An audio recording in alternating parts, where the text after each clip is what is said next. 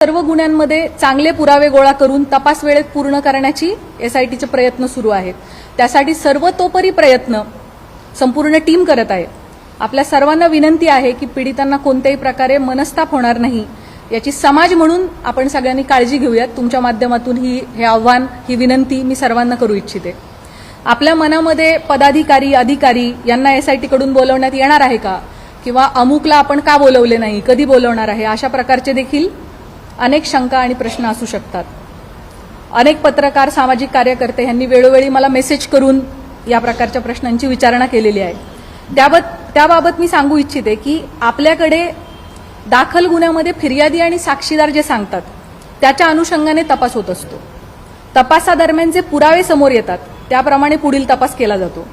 पुराव्याच्या आधारे कोण व्यक्ती सहआरोपी आहे का हे पाहिले जाते। त्यानुसार त्याची चौकशी आणि त्याच्यावरची इतर कायदेशीर कारवाई केली जाते।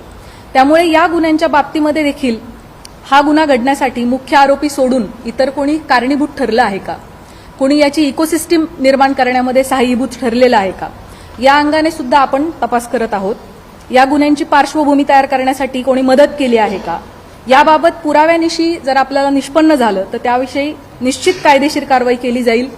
त्याबाबत आपण कोणीही मनामध्ये कुठल्याही पद्धतीची शंका कृपया बाळगू नये।